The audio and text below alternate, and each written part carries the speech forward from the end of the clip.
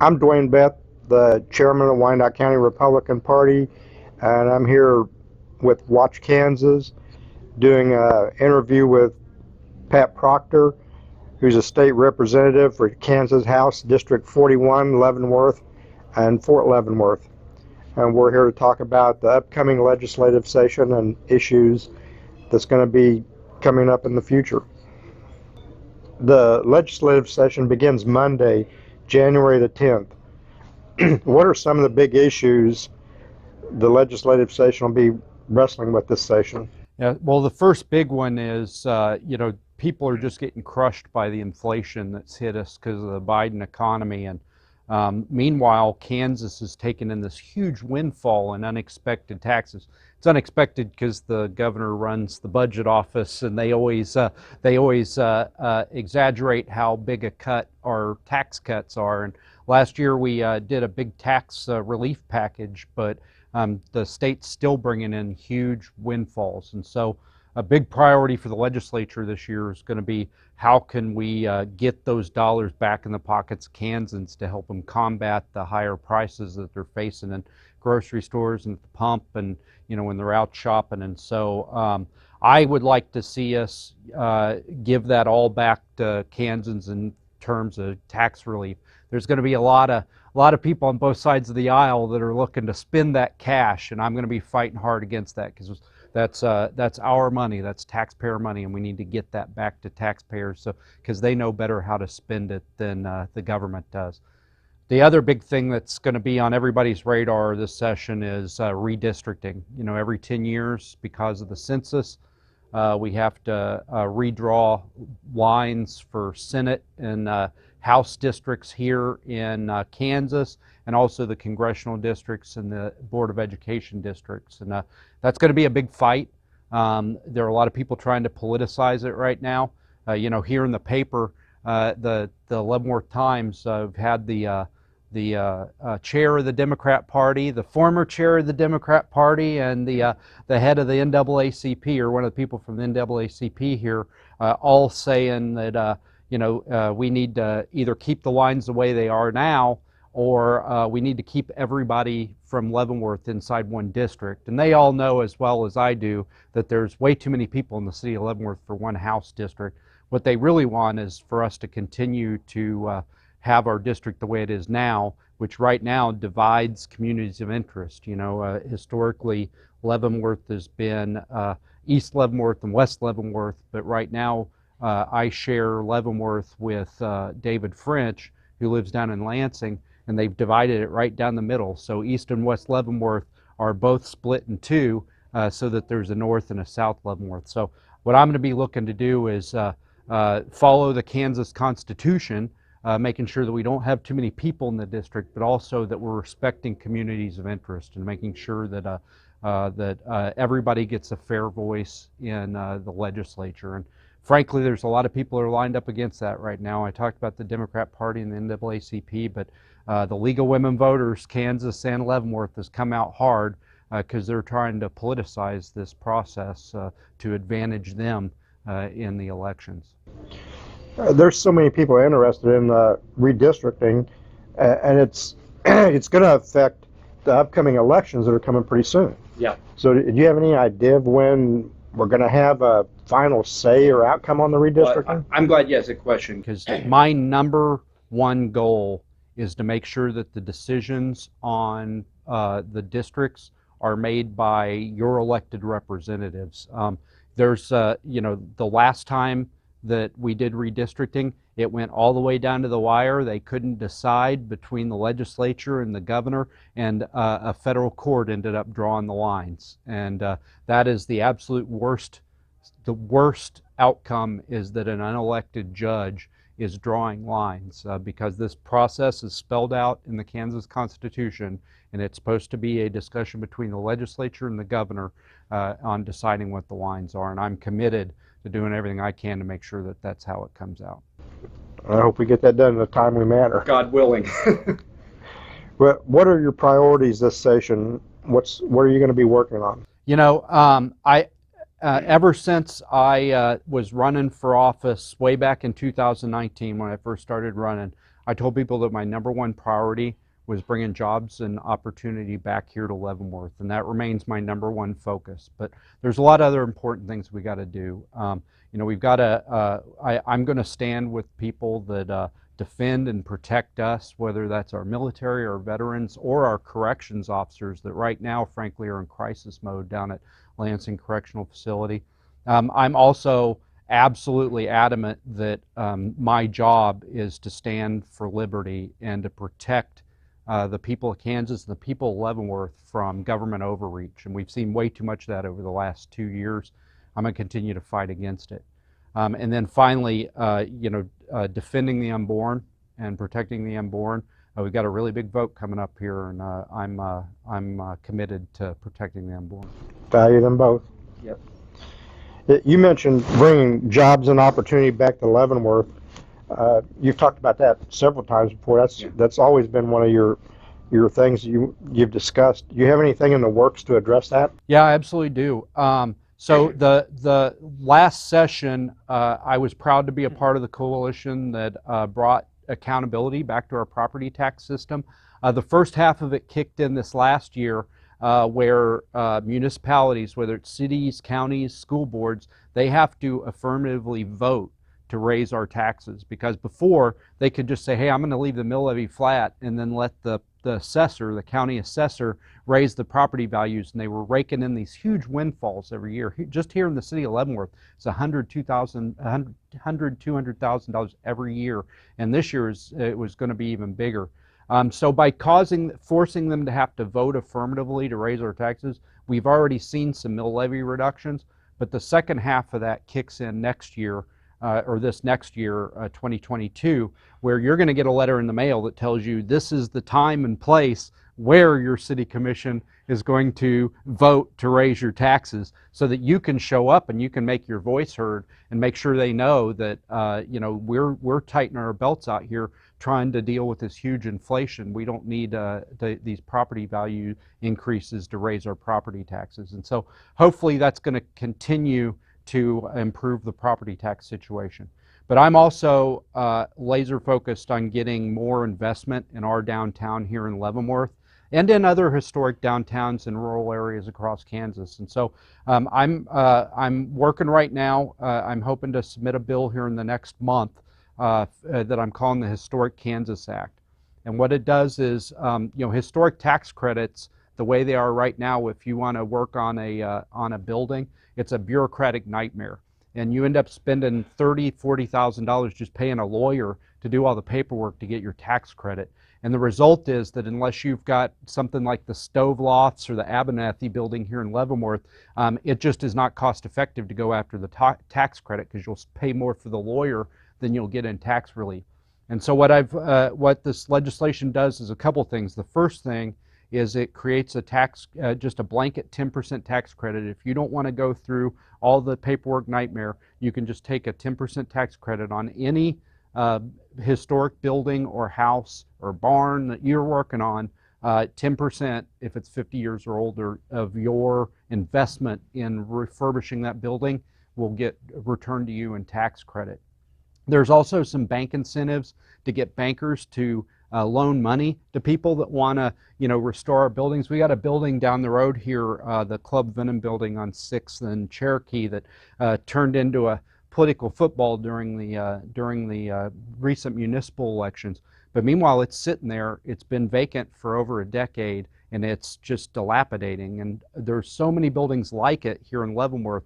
Once they become unoccupied, they rapidly deteriorate, and it becomes a huge investment to restore them. And banks don't like to lend money to it, because you think you're going to spend $100,000 and you end up spending $200,000. So it's got an incentive package to encourage banks to lend money to investors, so that we can get our downtown more revitalized and get all these empty buildings back into service. And every one of those buildings is jobs, because this is a commercial district. You put a building back in service, a business goes in it. Business goes in it, they go hire people, and we get people back to work. And that's really what we got to do here to get Leavenworth's economy and get the state's economy back firing on all cylinders. Leavenworth's a great place, especially with the historic value of it, but it's also a great place for small business. Oh yeah. And private business ownership. Yeah. So what's the big obstacle that they have to overcome? You know, right, we've got a huge employment problem here in Kansas. We've got way more jobs than we got people who are out looking for them. And a lot of that, frankly, is people are sitting on the sidelines. You know, first they were getting 600 or 300 a week in additional unemployment, and now they're getting the child tax credit, and now they're getting they're getting free rent. A lot of folks because of the rental assistance program. And unfortunately, since the beginning of the pandemic, we've added 20,000 people to the food stamp rolls. So your house is paid for, your food's paid for, and you're getting a little bit of spending cash. Why go work? I hate to say that about my fellow Kansans, but that's the logic that a lot of people are following right now. And so we've got to get those folks back into the economy. And that means we got to get these small businesses going on all, get more small businesses downtown and create a demand signal that raises the wages so that people go back to work. Another priority you've talked about, you've always been a great advocate for fighting for service members and veterans.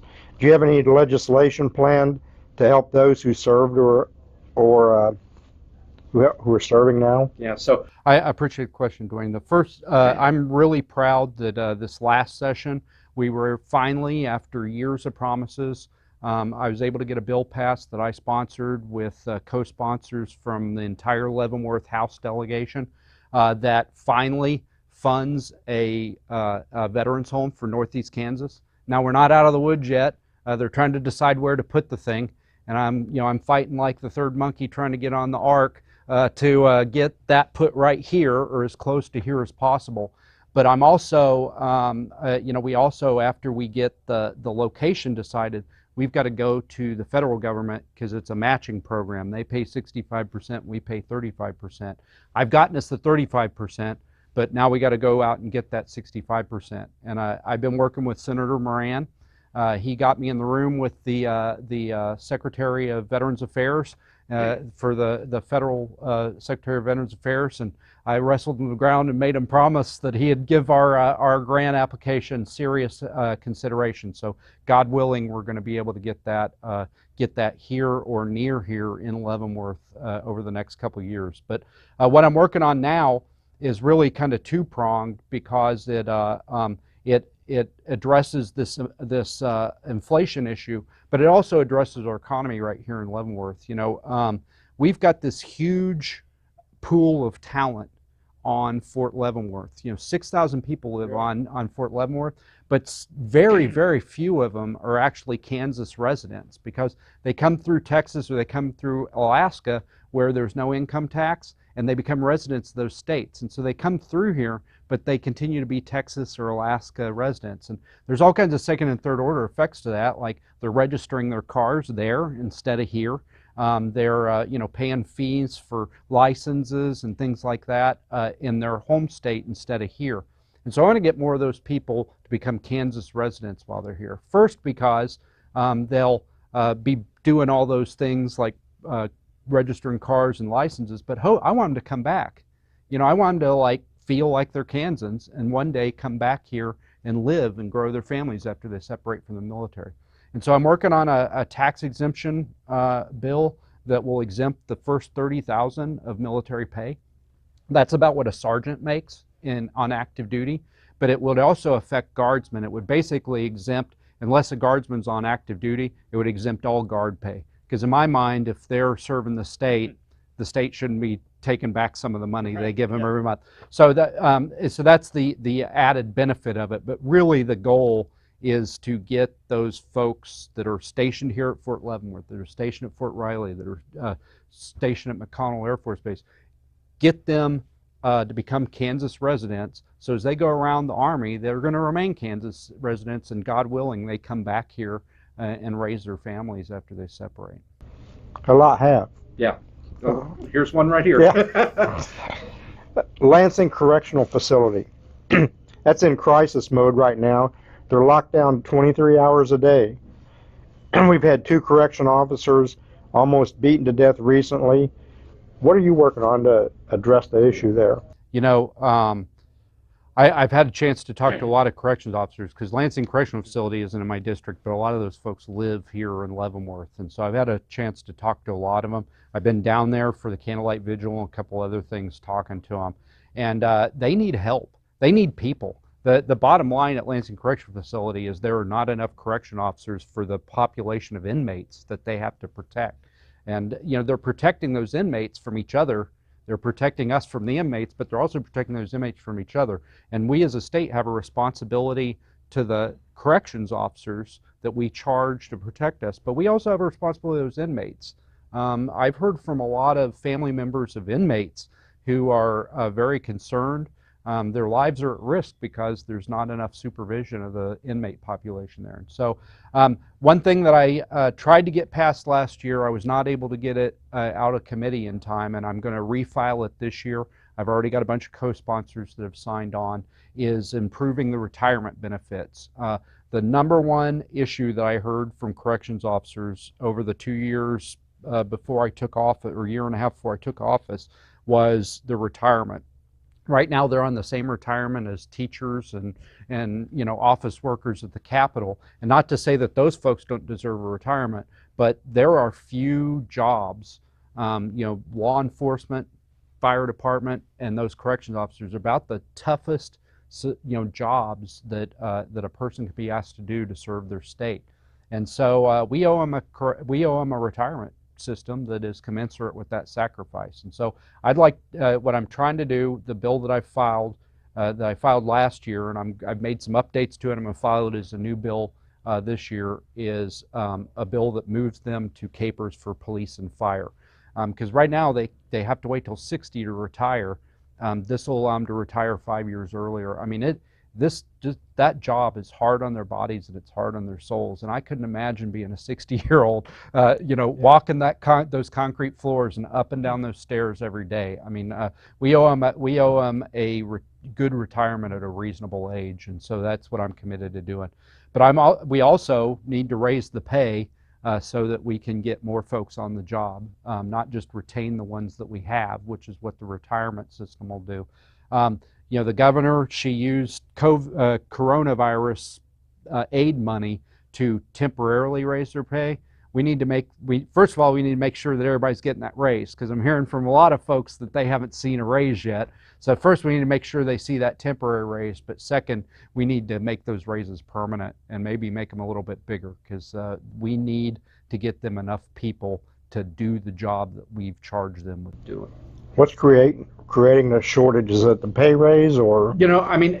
First of all, it is a tough, thankless job. I have heard a lot of concerning things about the environment in our prison, the leadership environment in our prison, from the administration and from the Department of Corrections senior suits.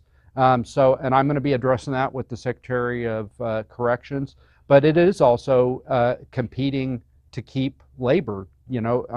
We have the federal penitentiary right here that is also hurting for people, and they're hiring. And the number of people that have moved from Lansing Correctional Facility to the federal penitentiary here just down the road is part of the problem. But the bigger part of the problem is we're competing with the broader economy.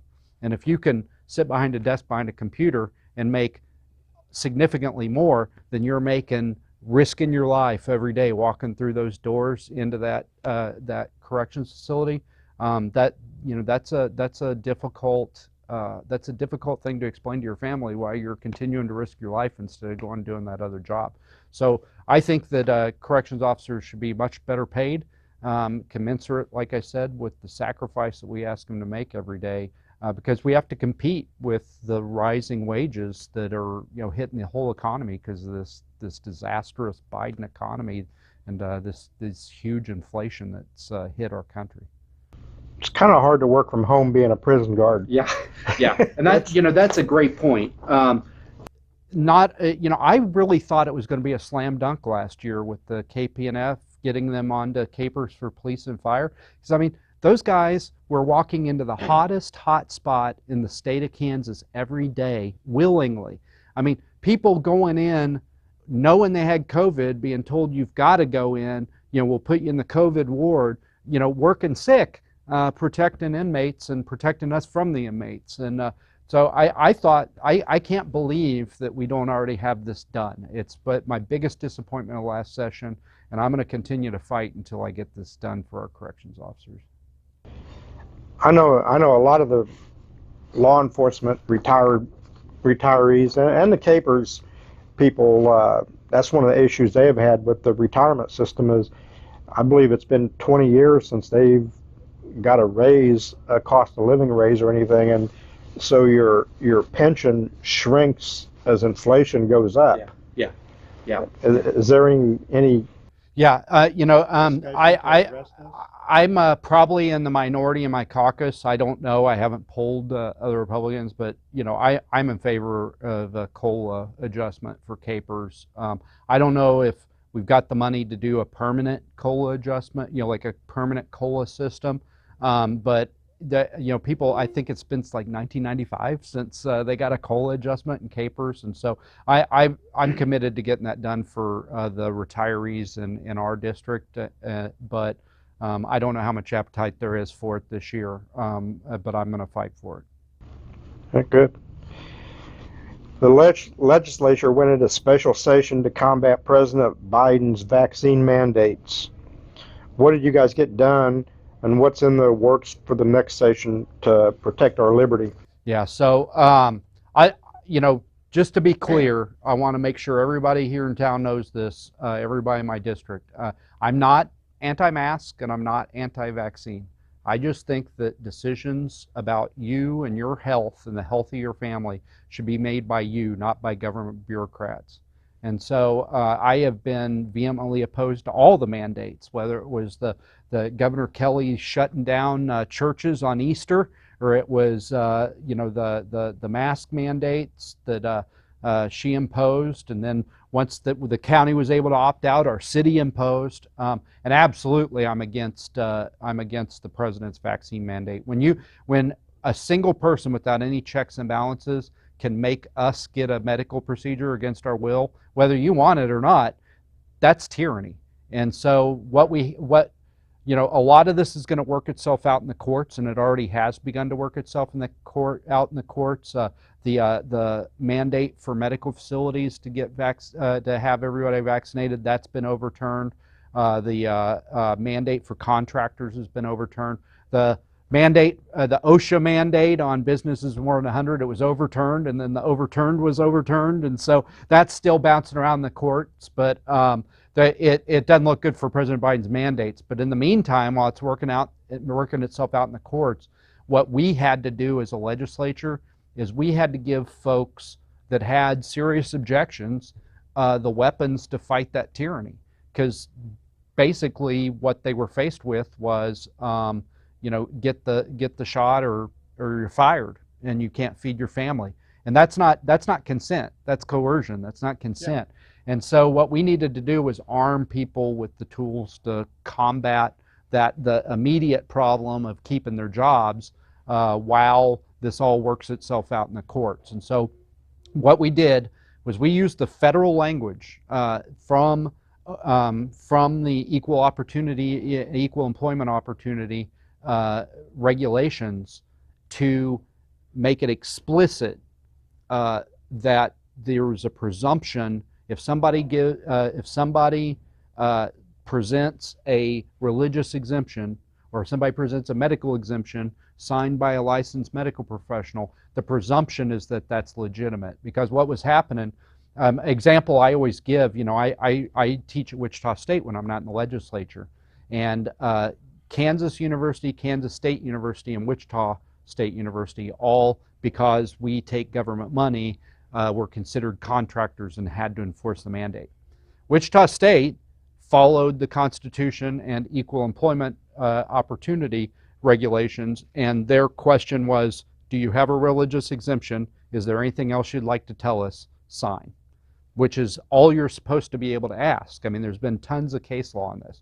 Kansas State University had like a 3 or 4 page, back and front document where you're, supposed to I guess dictate portions of the Bible or something to prove that you have a religious objection to to the vaccine, and that's inappropriate and it's frankly unconstitutional. And so what we did in the legislature was make explicit and make a statute out of the language that was already in the federal regulation about respecting people's religious beliefs and respecting the opinions of medical professionals that we license to practice medicine in the state of Kansas. There's a lot of stuff that I wish we could have done if we had been in session longer. And now that we're coming back, I hope we do get done. I want to see us ban vaccine mandates in the state of Kansas. And during the debate, a lot of the folks on the other side of the issue were wringing their hands and saying, supremacy clause. If the federal government does it, you can't undo it. Well, you know what? Those are the same people that were trying to get us to pass a pathway to recreational marijuana in the last session, and they didn't care a fig about the supremacy clause when it was something they wanted to do, but now that it's something they don't want to do, they're going to bring it up. And so I'm not convinced that we can't ban vaccine mandates and make it stick, but what we had to do this session is we had to give people tools right now in order to combat the mandate while it was working its way out in court. Because if we ban vaccine mandates, it's going to court. I guarantee it's going to court. And so we needed to give people tools right now. But now that we're in a regular session coming up, I think we need to pursue a more forceful response to this tyranny that we're seeing out of the White House. Well, and what you did actually made it more consistent across the board policy-wise. Exactly. So one place couldn't supersede another one's policies. Yeah. And the very people that were losing their jobs were the people that needed to be in the jobs. They were a lot of more healthcare professionals. Yep. So, and I did want to touch on this really quick. I was one of the people that signed up for the first time to do a special session, one of 19 legislators, and I'm glad that everybody else finally came along. But the other thing that I did right from the outset was I wrote to the Adjutant General of the Kansas National Guard, and I challenged his authority to force Kansas Guardsmen to get the vaccine or to present a vaccine passport, because last year in session we outlawed vaccine passports for state agencies. You can't use state money to issue or require a vaccine passport. Now, he got a bunch of lawyers on it, and they lawyered it up and said, well, we're not going to use state money, we're going to use federal money to do the mandate. And I can't do anything about that, but I've signed on to a bill that is going to stop them from dishonorably discharging Kansas Guardsmen. If a Kansas Guardsman has a serious objection and is willing to separate from the military in order to not take the vaccine, and they have otherwise honorably served, I don't want people that are, it's pending separation for drugs to say, oh yeah, I also don't want to get the vaccine. But if they've otherwise served honorably, they should be separated with an honorable discharge. They shouldn't get a dishonorable discharge for adhering to their religious convictions. That's shocking to me that anybody be considering it, but we're going to stop it here in the state of Kansas, and I hope that I know that Senator, I believe it's Senator Marshall, I apologize if I got that wrong, but I think it was Senator Marshall who's introduced a bill at the federal level to do the same thing with active duty personnel to prevent the Department of Defense from giving people dishonorable discharges for following their religious convictions. Yep. I know also you're a big defender of the right to life, including for the unborn. But what's happening on the front this year? Yeah, so this is a huge year. This is the biggest year in Kansas history, I think, for the right to life and protecting the unborn. Last session, one of the proudest votes that I took, one of the first votes that I took, was to pass the Value Them Both resolution. This resolution allows you in August of this year, August 2nd, to vote on the Value Them Both amendment. It's an amendment to the Constitution, and Planned Parenthood and the abortion industry has already poured tons of money in the state trying to convince everybody that it's a ban on abortion, and that's absolutely not what it is. The Value Them Both amendment basically takes us back to April 2019. In April 2019, the Kansas Supreme Court made this disastrous decision. They somehow found in the 1860s Kansas Constitution an inalienable right to an abortion, on par with the right to free speech or the right to bear arms. You've got this inalienable right to an abortion. And what it did was it basically made it impossible to put any common sense limits on the abortion industry. Simple things like no taxpayer funding of abortion. Your teenager has to come talk to you before they go have an abortion. That somebody can't just drop a 14-year-old off at an abortion clinic without their parents' knowledge. Things like dismemberment abortion that has already been overturned in court using this decision.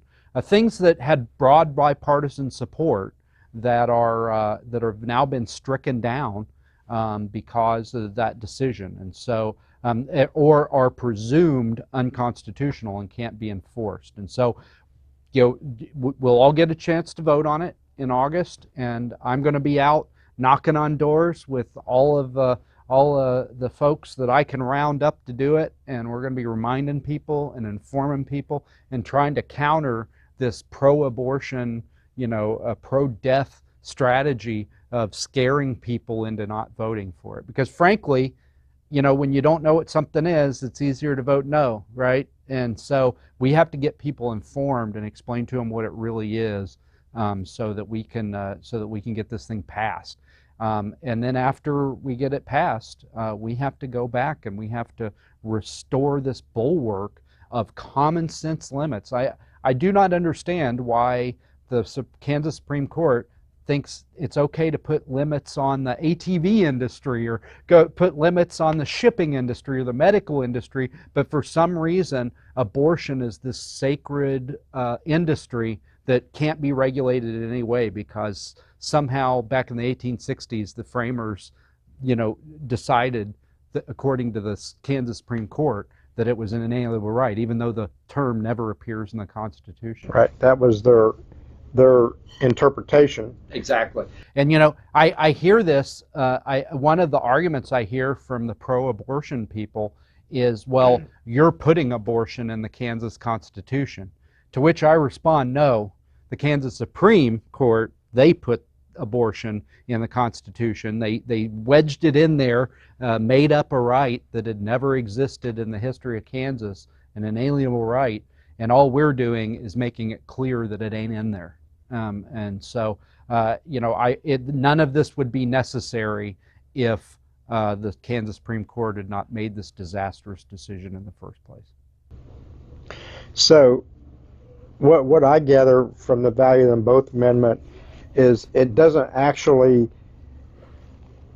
ban abortions, it doesn't authorize them or whatever. It basically gives the vote to the people to make the decision. Exactly, and that's I think that's where it should lie. On a question this important about whether we should have the right through our legislators to place common sense regulations on this industry.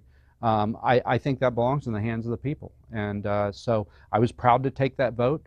2/3 majority in both houses. It's a real high bar to get a constitutional amendment. They tried to do it 2 years ago and weren't able to get it done. So because and those folks that voted against it, they didn't come back, and so the people have already spoken once on it, and this will be their chance to make their voices unequivocally heard.